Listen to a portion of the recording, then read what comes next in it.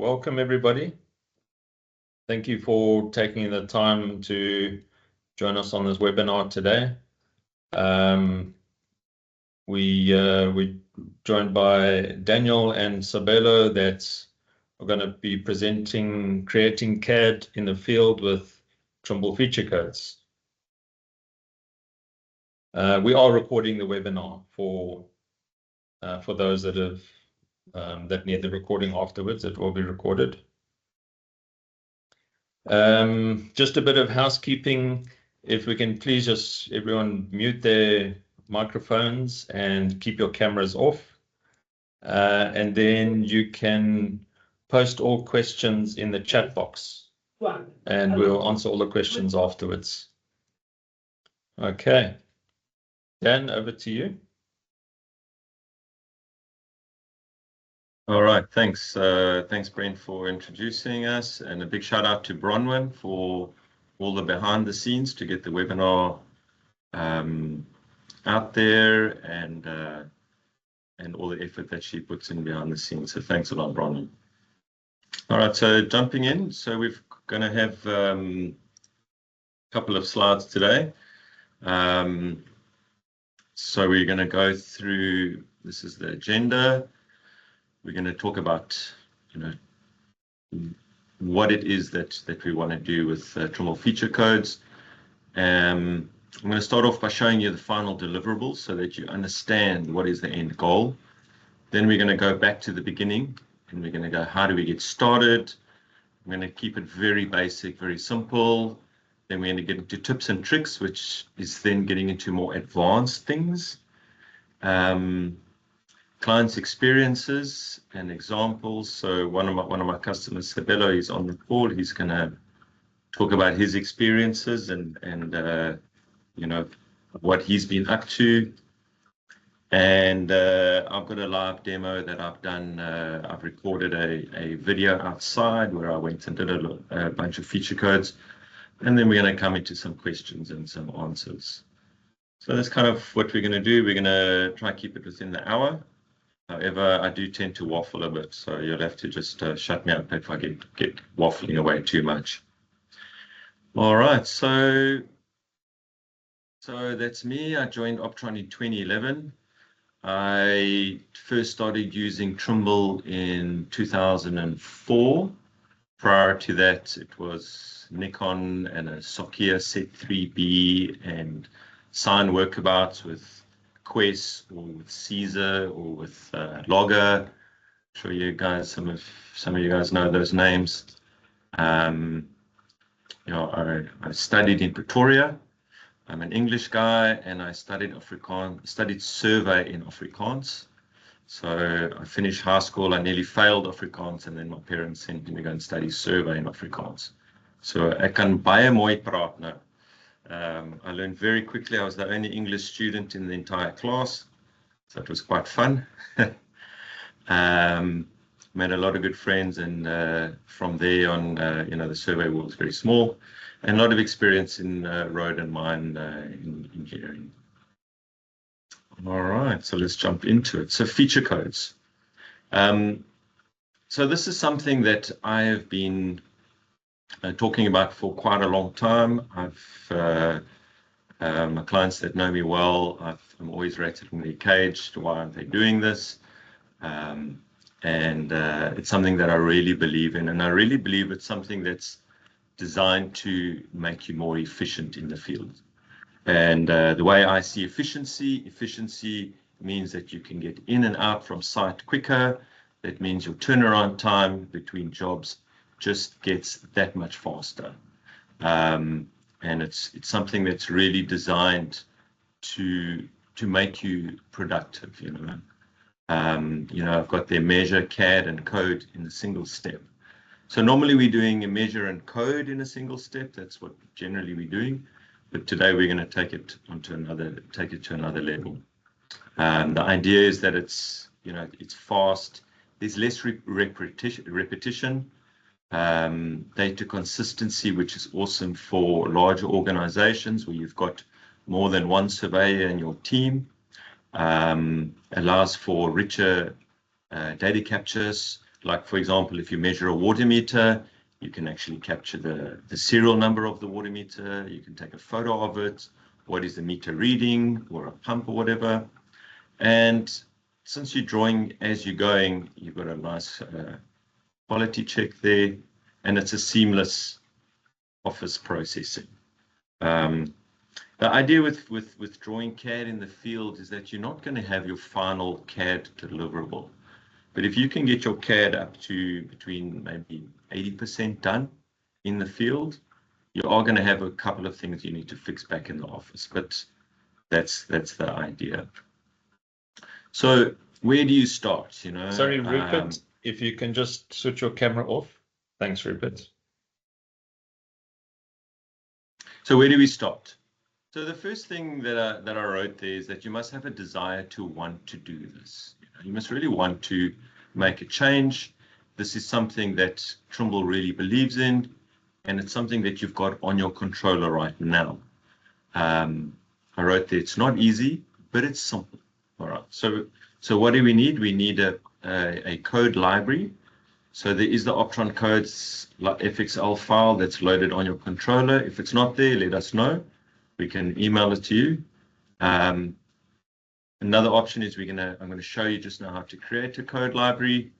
And then the last one is to have an understanding on measure codes, which, you know, I'm sure some of you are using already down there.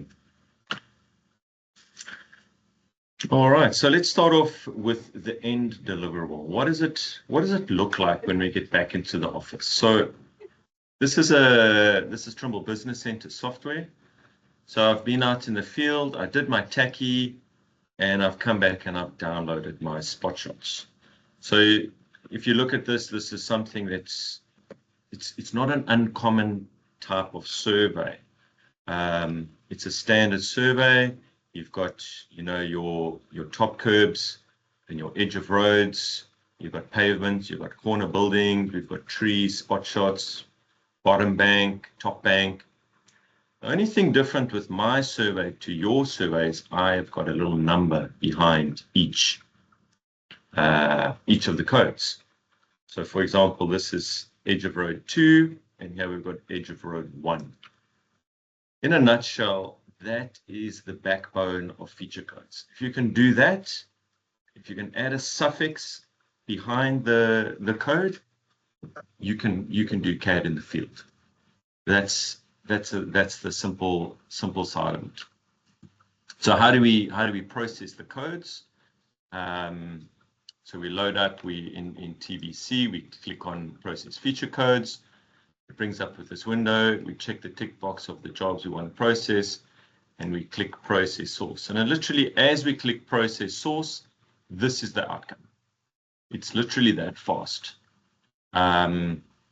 You can see that, so this is a basic fence-to-fence survey in a residential area, just down the road from the offices here in Schlanger. And you can immediately see that we've got walls, we've got roads, center lines, we've got power lines, corner buildings. We've got tree patterns. If I zoom in a bit, I don't know if you can see too clearly, but here is a tree pattern. Here is another tree pattern. And you can see these two tree patterns are scaled. They're different sizes. We've got the culvert already drawn in and hashed. We've got power lines. We've got our bottom banks, corner buildings. And it's something that's, you know, joins the lines up as you go. So it's a live data set. So when I talk about feature-rich attributes, so this tree, for example, if I come over here to the attributes, I can have the type of tree, the drip line radius, so what's the radius from the center to the edge of the tree, and the girth of the stem. So these questions get asked in the field. So when I'm in the field, the controller, when I measure tree, it asks me what is the radius, and I type in it's 3 meters. And then it scales the pattern immediately. I do find that's very powerful. You don't need to go back to the office and start scaling all the different tree sizes. It gets done immediately in the field. The next aspect to feature codes Besides the CAD line drawing being automatically drawn, those CAD lines, when we're setting it up, it can be then set up to be used as a break line. So when we go through when we process our triangles and we put our break lines on, and the triangles are then processed according to the feature code library, you can immediately see my road triangles are all correct. My bottom bank and my top bank triangles are all correct. You can see here that the power line I didn't use as a brake line, because obviously we don't use power line as a brake line. It's just showing you. We would need to then still tweak a few things, like this triangle needs to be, that leg needs to be flipped. So we'll come over here and we'll just hit the swap triangles, and we'll just flick that leg, and the triangle will be changed and updated. Just to zoom in on the triangles and the contours, you can see how nicely it's joined all the top curve and bottom curves. So it removes the need to now go and now flick these triangles and, between the top curve, bottom curve, and maybe edge of channel.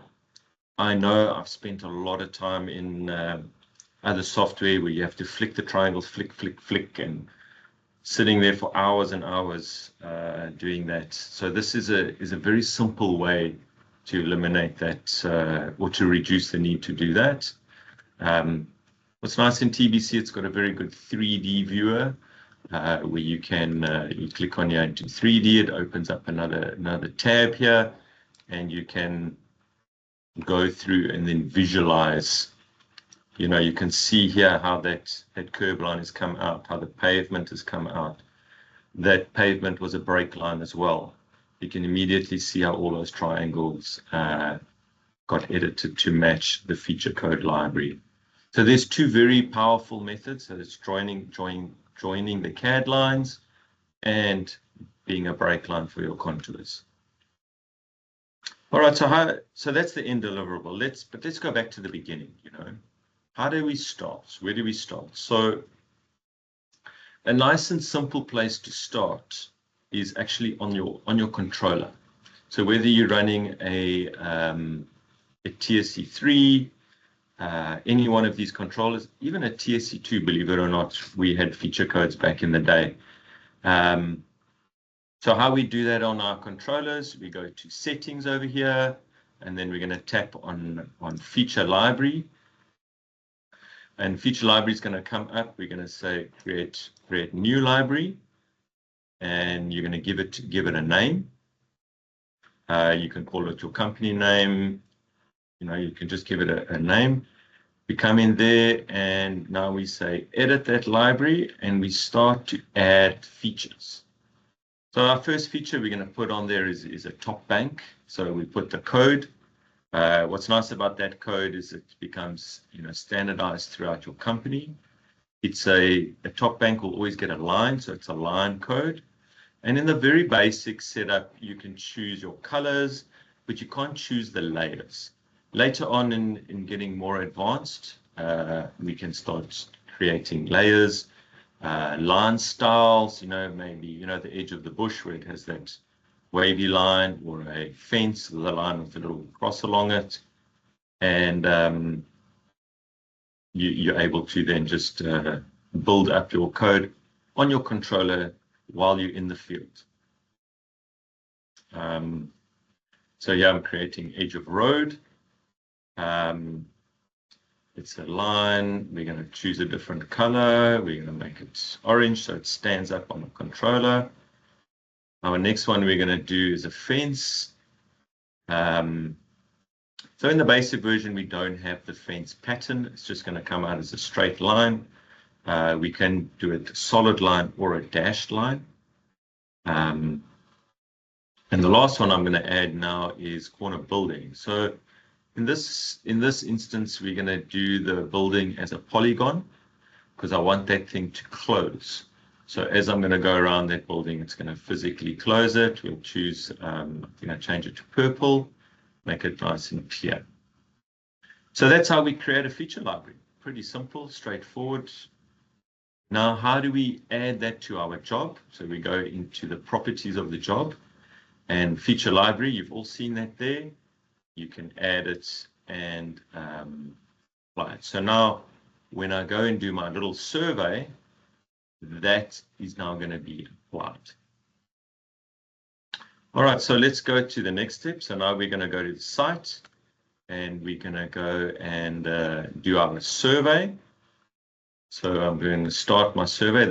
I'm using my emulator in my office just for an example. So here on the right-hand side, we've got our measure codes, and I'm populating the codes, and I'm literally hitting the little plus sign at the bottom there to differentiate between the one side of the road to the other side of the road. So as we're going, so I'm doing a cross section across the road. I don't have to do all the top banks on the one side. You can literally, continue in your same workflow as what you did or what you're currently doing.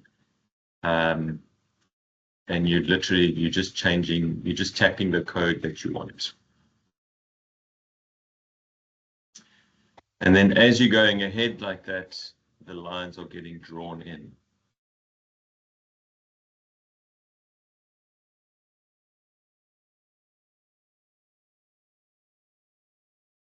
So as you can see, it's not a very complicated workflow. It's something that you're already doing. You are using measure codes, so we're using the codes over here. It's just that numbering, and then you use at the bottom of the screen here where you've got this little plus and the minus to make that differentiator between the two different sides of the road.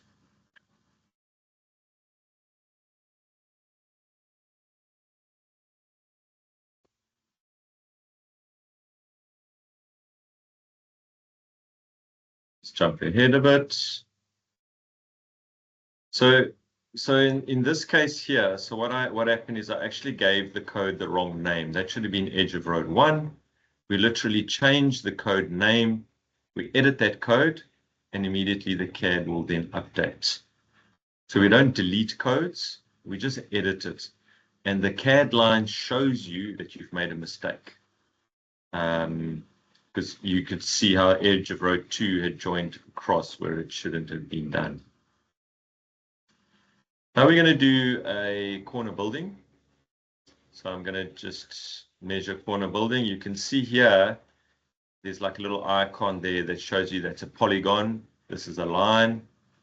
So immediately you know which ones are lines and which ones are polygons. So you can see immediately the polygon is trying to close all the time.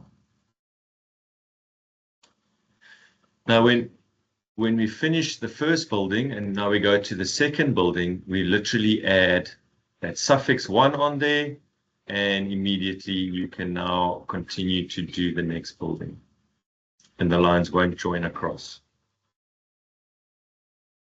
This is very handy, especially when there's a lot of different buildings, shacks around each other. Getting back to the office and having a screen full of corner building spot shots, can be very tricky to draw.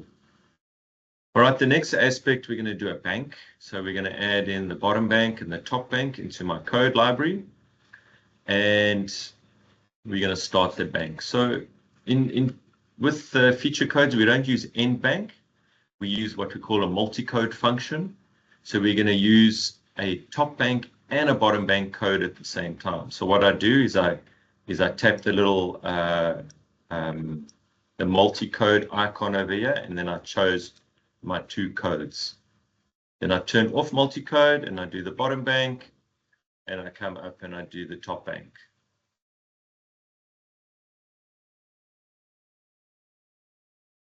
Continue to finish surveying the bank. I do my top bank and then another bottom bank. And then to close off the bank, we got to use that multi-code function again. Sorry, I don't know what happened there. So now you're going to see I'm going to tap on the multi-code function over here. I'm going to choose my 2 codes, and it's going to close out that bank for me. So now I move over to the next bank, but I don't want the bank to join up, so I need to add a 1. And on the bottom bank, also add a 1. And then I'm able to do the multi-code function to get the start point or the end bank point. And then we go off into turn off multi-code and measure the banks. And it's right about now that I found the limitations on the emulator. So yeah, my survey came to an abrupt end. I could only measure 50 points inside the emulator. But in a very simple manner, you can already see a whole lot of CAD that's coming on the screen. And I found that something that's, quite simple to do. And it's nice to sit back and look at the controller and have a nice bit of CAD going on there. All right, so that's the basics. That's how we started, how we use it in the field. We're gonna see a lot more of this throughout the day or throughout the session. So now tips and tricks. So this is getting into a little bit more advanced stuff. If you can get those basic things right, then this stuff is going to become much easier.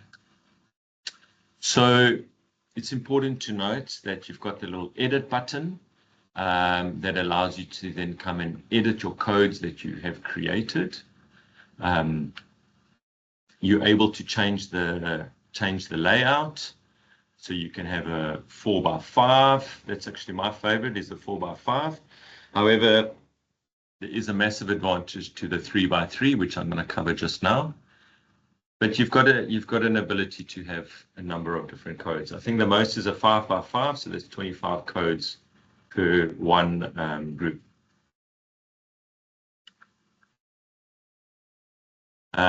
You can have multiple groups, and it's nice to make groups like of your basic tacky surveys, and then maybe have another group of concrete work, another group for drainage, another group for electrical, or so you can have your multiple different groups. When you're using the 3x3 layout, it's possible to just then use the keyboard, the number keyboard on the controller, especially on a TSC5 or TSC7 or TSC3. You can just tap 7. It's immediately going to highlight fire hydrant. In this feature library, there's a photo required to take of the fire hydrant. But whatever number you tap, it's going to then replicate that code. Then with the groups, you can use your A, B, C's, and D's on the keyboard. And if you can read at the bottom here that A is your first group, B will be your second group, C will be your third group, etc. So if you know that you want to be on, you need your code is in group C and it's number 7, you're literally tapping C and 7 and it's jumping between the different groups and then onto your code. So quite a fast way to get the right code that you need. So now setting all this up and getting used to it is very powerful. But being able to now then share that between your controllers is important. So just give us a shout on how to share the folder files. But it's most important that the most important takeaway is that you can have this consistently across all your controllers. Carrying on with some few more advanced goodies here. So if you want to see the symbols or the patterns in the field, you have to go into your settings and click settings, and then just click on feature symbols. Those feature symbols do come with intelligence. For example, here we're going to scale that pattern. I did talk about it a bit earlier. And this is going to be now a tree pattern. And it is now scaled according to the data that you've put in. Doing a 2-point symbol. This is something great for a gate. So we can go to, you measure your 2 points of the gate, and it will literally scale that gate pattern between those 2 points. Another way is a 3-point symbol. So this is a stormwater drain. This can also be used for like a toilet or a small building that's square or rectangular. You measure the 2 edges and then anywhere along the opposite side, and it will literally scale that pattern for you. So there we go. So now it's drawn in that stormwater drain there. Keep in mind that all of this stuff is on different layers, and when your drawing starts getting quite busy on the controller, it's possible then to go and turn things on and off, just to help you, helps it pop out what you need to really keep focused on. Just want to highlight the importance of these little plus and minus signs over there, and that's the key here. The find button, the little find icon over here, that's really handy for when you lose track of what was the last suffix. I mean, if you've been out on the site all day and you've measured 30 buildings, it's not possible to remember which is the next one. We hit find and immediately it'll just jump over to 31. Another cool function is the function keys on the controller. So where you can go and physically assign a function to a specific button. So like on the TSC5, yeah, you've got these 4 keys over here. On the TDC6 or the Mobile Mapper 6, you've got on the side of the controller, almost like on the side of the phone, you've got those same buttons. So you can assign things to those buttons, anything you want. Another powerful side is, remembering attributes. So here we are measuring a fence, 2 different fences. This is just out of an example, and we've called it F4 and F5. So fence 4 has a specific set of attributes, and fence 5 also has a different set. But when you change back to fence 4 and you measure it, it's going to remember the attributes that are there. And then similarly when you get into fence 5.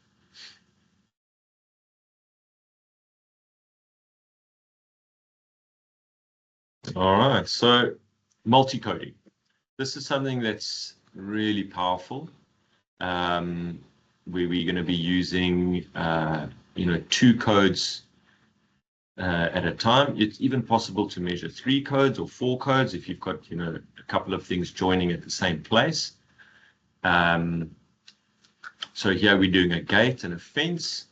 So we had fence 4 on the left-hand side of the gate, and then fence 5 on the right-hand side of the gate. I'll just let this video play one more time.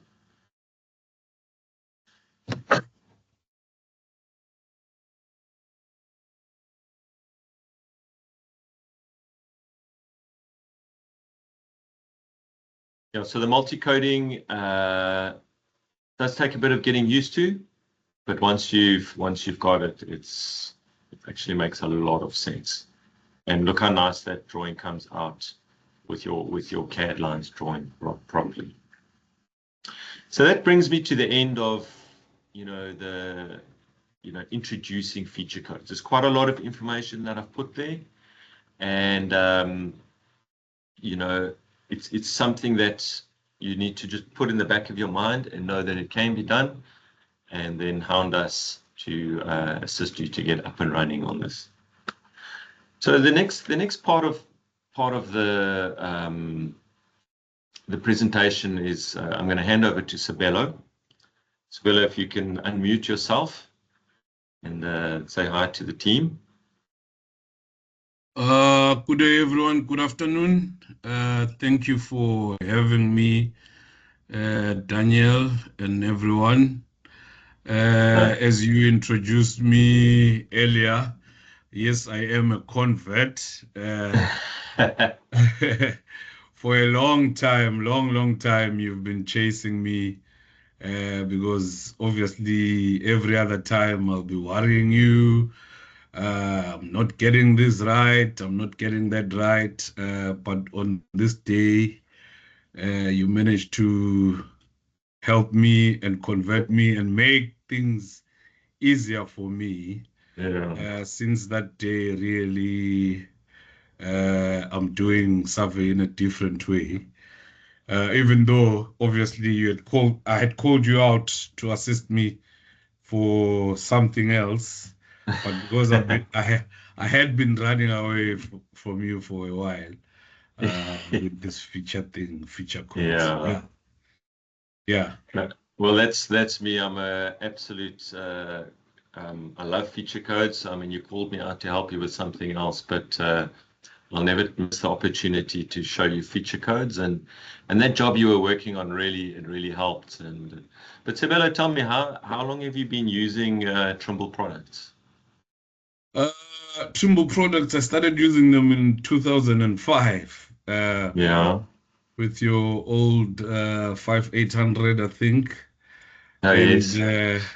I'll say, unfortunately, we've never used any other product except for Trimble from the time that I started surveying.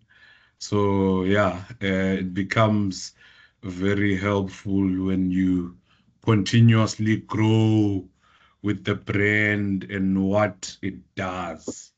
Yeah. Yeah. And which Trimble instruments are you using at the moment?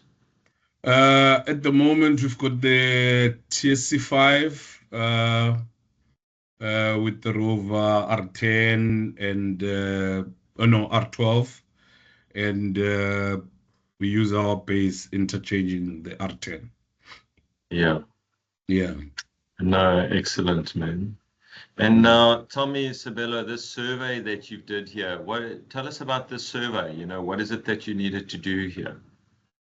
Okay, so obviously this one was after being converted, and you got me at the tail end of the previous one, but this one was a normal techie, but really the client needed like every little detail, every little line, and they were short at some point of asking us to do your cat's eyes on the road because you would find you've got the yellow line, you've got the white line next to the other one next to it, you've got the edge of tar. You haven't gone to the bottom curve of it. So here was a road techie with many features, and the client needed everything. Yeah, uh, being a convert, I call myself a convert every now and then. Uh, uh, yeah, it worked magic. And tell me, Sabelo, Mm. before I go into the next slide, how did you set up did you create your own library on the controller? Yeah, obviously you had shown me previously when I had that little problems. But here I managed to create my own library because it was another job which needed it needed other features, and with the furniture there differing from the previous one, I created my library with different groups. Obviously, in a road setup or in a road survey, you are having quite a lot of things that you need to capture. Yeah, Yeah, yeah. Uh-huh. you can see here on this survey Mhm. there's a lot. I mean, I haven't even zoomed in, but There's a lot of lines on there, white lines, yellow lines. What's this? I think these are all catch pits, right? Catch Yeah, pits. those are catch pits, yes. Yeah, you've got walls, you've got things.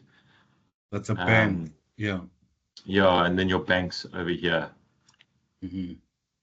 And literally, this is what it looked like on the controller. So especially when you're doing, like when you're doing that complex job, it also helps you to see which lines you haven't done, what you have collected, and also, do you even know how all this lot's going to work? I mean, how it's going to all join, when you get back into the office. Sorry, look, what with the CAD in the field, what it does for us surveyors, I think when you've worked over time, you'd probably just not cheat there and there. It's a way of working that you would think that you would remember everything that is captured in the field when you get back to the office. But with that, you can visualize everything that you've done, the lines. In some cases whereby you are in a rush, your pole is not straight. You find the top bank is actually on the bottom side, so you can actually see it in the field, try and rectify it if you can, see if you've left out something. Yeah, so it makes life very, very, very easy when you get back to the office. Yeah. No, great, man, Sibylle. I really appreciate your input here. So thanks, and I look forward to helping you to using some more of these advanced features, these tips and tricks that I showed you. And then also let's get you into some patterns, maybe some other line styles, those sort of things. Yeah, no, thank you so much, man. I'd really urge everyone that is here, I think, is here for the same reason. That this is in the beginning. Obviously, it will look like daunting, but once you're in the field, you'll start breezing, and it limits your time really.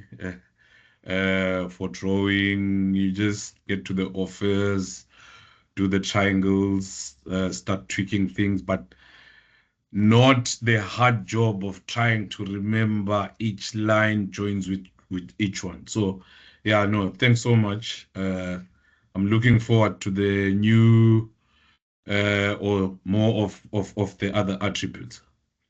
Okay, excellent. Yeah. Yeah. So the next part of the presentation, I'm gonna just show you it's a 5-minute video that I created, and really just explains more of what we've just been doing. So it just shows you in practice.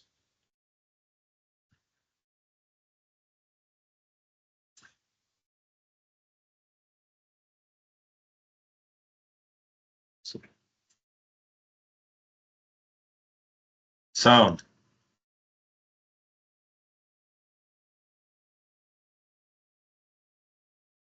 I don't think you've got sound.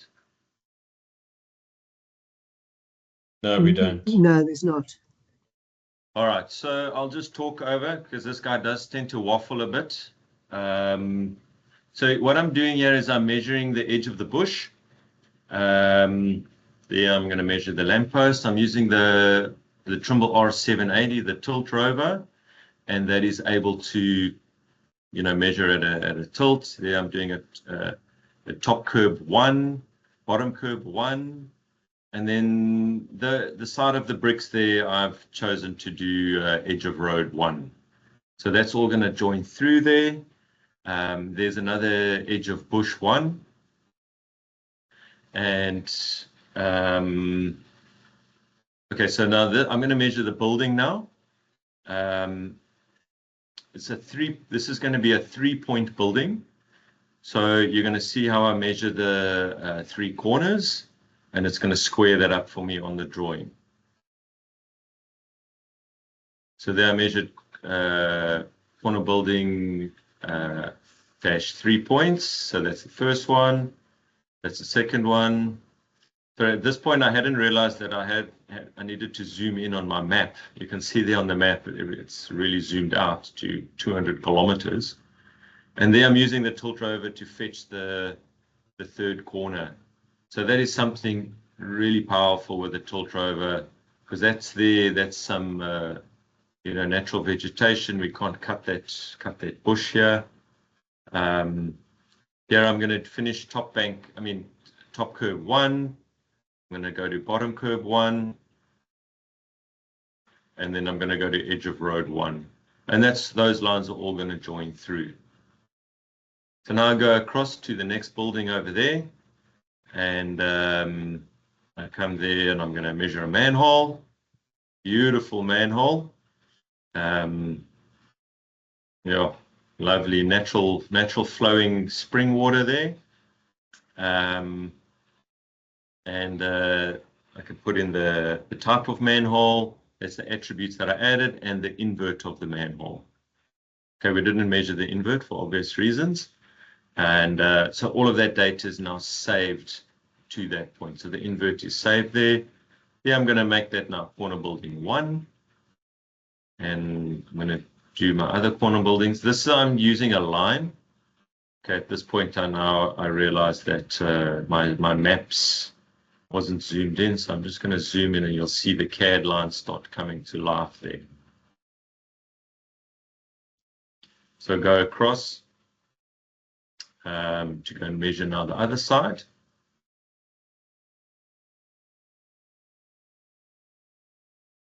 And the other corner building there. So because it's a line, this corner building is not closed. So there is a way that we can do a join to function, or join to the other side, and we'll literally close off that polyline, so to close up the building. So what I'm going to do now is I'm going to do I want you to measure the top banks, and I'm going to creating a new group. I'm going to call it topo 1 or 2. That's my second group. I'm happy with that. So I'm going to choose a 5x4 grid. And I'm now going to create a top bank here. I have it preloaded. And then I'm going to do bottom bank. And then I'm going to start measuring these banks. And then I really get a bee in my bonnet and I start surveying really fast. So they are doing the rest of my codes. Here's a 3-point code. I'm going to do that building there. That's squared up nicely. And some manholes. So the manholes, you're getting the attributes, you're getting a pattern loaded, and you're getting the thing. So the next one we're going to measure the gate, as you saw earlier, and that gate function is pretty powerful. So I measure gate there. It's a 2-point pattern that's going to scale the gate pattern accordingly. So there, as I measure gate, you can see there on the map view how that the pattern comes up. All right, so that brings me to the end of this. I'm actually going to show you one more thing. It's more of a technique. We're just going to measure spot shots, and I call this the walking stick method. So what I do here is I go to measure codes, actually measure continuous topo, and I use the stop and go method, and I set stop for 1 second. And because it's a tilt rover, the point literally needs to stop for 1 second, only the point. That will indicate to the receiver that it can measure a point. So I start my survey over here. I say start. and I literally walk. So I put the point down, it stops, it measures the point.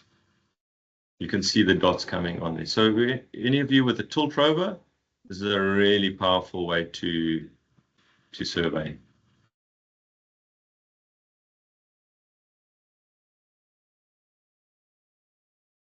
Manholes.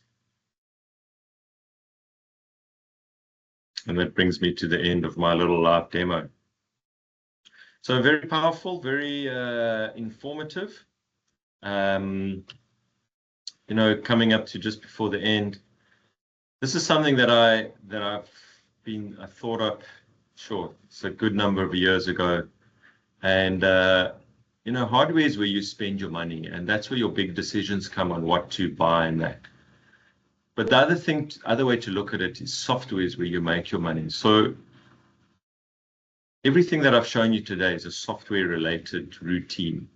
And this is designed to make you more efficient and faster and come back to the office with a almost complete deliverable.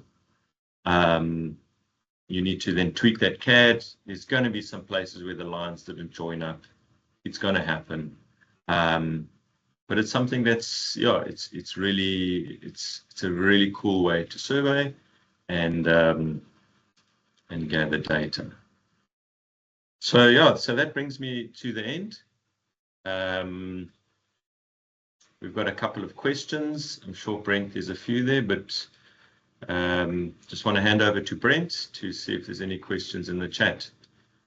Yes, thanks, Dan. That was awesome. Well done. Okay, Beniamino, okay, he's looking for a survey course. Beniamino, I think we'll get in touch with you afterwards. Dave Mountain is asking, do those lines come into other software CAD programs with those attributes and line types?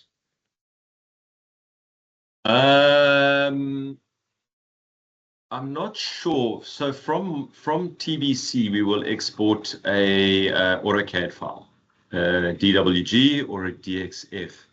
I do know if on DXF, often line styles and patterns do get all mixed up, circles flick around to the other side. So that part, I don't know. But if it's a DWG, generally, yes. It will bring through your layers as well. So if you in your next CAD package, you can also then you can do mass or global edits by working with the layer. Attribute data, I'm also not sure on that one. I'll have to, yeah, we'll have to just do a test run, Dave, and let's see. Okay, Emidio. Okay, he wants the video to practice afterwards. Yes, it is being recorded, and we'll send you the recording. Yeah, just to add on that, that's I've got that video up on my YouTube channel. So if you just go into YouTube and search Surveyor Assist, that's my YouTube channel. There's quite a lot of videos on there that I've created. And this one is there. It's called CAD in the Field with the R718. So check it out. Like and subscribe. Yeah, it's a like 15-minute video. So I go through it in more detail and I do explain a lot more as I'm going along. Okay, Marilyn asks, what accuracy are we looking at with a continuous topo at 1 second? So it is a continuous topo shot, so it's a low accuracy measurement. However, I did do some tests here around the Durban office, and if you know the Durban office, it's got a lot of trees and it's not great for GPS or GNSS receivers. We literally measured all those points in that same way. I put little white sticky tags on the ground, and then I came back and I staked them out, and I was within my GPS tolerances of 20 mil. It was probably even less. It was probably down to between 12 and 15. So it was quite impressive on that accuracy. So yeah, it's Marilyn, and thank you so much for joining us. You come calling in from Australia. I know it's the middle of the night there, and just want to say a big shout out to Marilyn. She worked in Durban. She was here for many years, and I was always challenging her to get going with feature codes. And yeah, so I believe you're using a lot of feature codes now in Australia. Is that correct, Marilyn? Hey, Daniel. Yeah, thanks. Yeah, you've been chasing me for many years, and I had to leave the country to become a convert. Um, but yeah, we're using it quite extensively here. I'm also building my own custom libraries as well. I wish that, like South Africa in general, all the surveyors can take away a lot from the session, because I think it's very, very helpful, especially streamlining our processes and our deliverables. Also for like the young surveyors as well.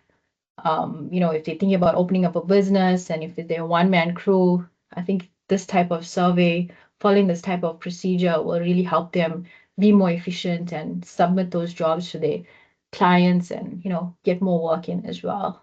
So yeah. But yeah, good job. Thanks, Marilyn. Were some of my tips and tricks helpful for you?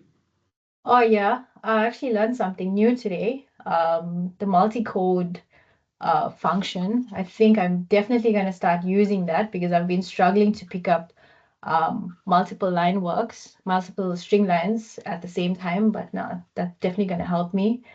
And yeah, just trying to improve the patterns as well. I don't know if this is something that we can try and get off CAD and import it into the feature definition manager, or do we have to like start creating that from scratch? Yeah. I think there is a way to import, like if you've already got layers set up in, I can't remember the name of the software you use, the CAD, it was... Civil 3D, AutoCAD. Yeah, Civil 3D. Yeah. I think there is a way to bring that Civil 3D library into TBC and, convert it back. I think there is a way. I haven't done it myself, but yeah. If not, then yeah, it would be a bit of a manual process. Okay, all right. Yeah, I'll play around with it. Yeah. If we've still got time, Marilyn did share a job with me that she's just finished, and if you've got time, I'll share my screen and show you what's been done there. But yeah, let's go back to Brent. Thanks, Marilyn. That's all the questions on the chat. If there are any other questions, you can put them in the chat. Dan, I just want to know, can you do the feature codes with another total station or GPS with Leica or Topcon? So yeah, if it's a Trimble total station, it'll work in the same way as as what I've been showing you. It's not specific to a Trimble GPS, so it's specific to Trimble Access. But if you've got other brands, in your fleet, which is very common, it is possible to process the codes in TBC. You won't get the codes coming up on that screen of that other brand. But if you export a CSV file and you've got your on the left hand side you've got edge of road 1 and you on your right hand side edge of road 2. So if you still get your codes like that, you can bring the CSV file into TBC. And then you process it and it'll draw all the codes, all the CAD for you. So yeah, so you definitely can. Does the software have to be under warranty? For Trimble Access, it doesn't need to be under warranty to use feature codes. You can, you load it up on your old TSC3, the feature code library, you can load it up and use it. You don't need to have software maintenance. However, to process in the Trimble Business Center, you do need to have a license. even the most basic starter version, starter subscription, I think it's pretty well priced. I think it was like 12 grand a year, and it allows you to do your feature codes, contours, triangles, volumes. You can even get into some post-processing, network adjustments, Travis, a lot of the real survey flavored workflows. Yeah. Good. Thanks, Dan. That's it for the questions on the chat. Unless there's anything else. Yeah, then we're all good. Just in time. Yeah, if everyone that's still online could please just rate the webinar. This just helps us to improve webinars going forward, and yeah, if you don't mind just scanning this and rating it, would appreciate that. Thanks.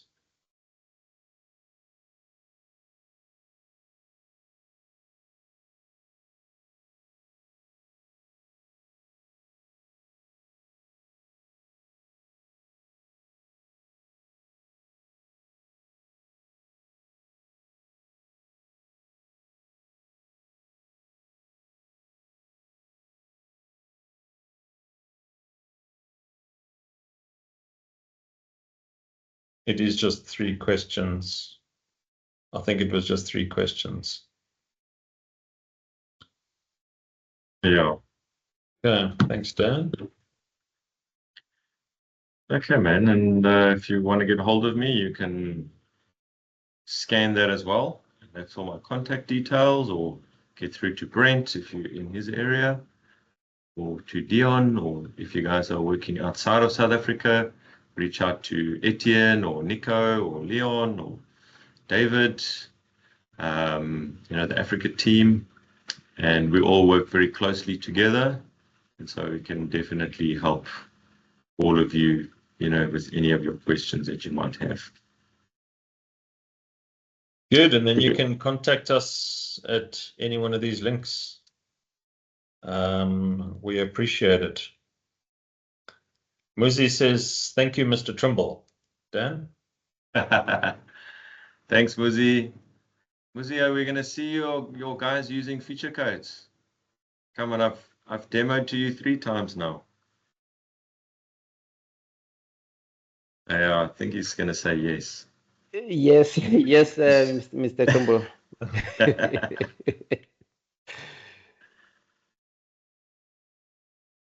Thanks, Jan. Jan says he's learned a lot today. Good. And we are just on time. Well, thanks, everybody. Thank you for taking the time to join us today. All of our clients, friends, thank you, Dan, for presenting. It's very enlightening, and Sabelo for his input. Thank you, everybody, and we'll see you next time. Thanks, everyone. Okay. All right, lekker man. Cheers. Thanks, Brent. Bye. Thanks, everybody. Cheers, bye.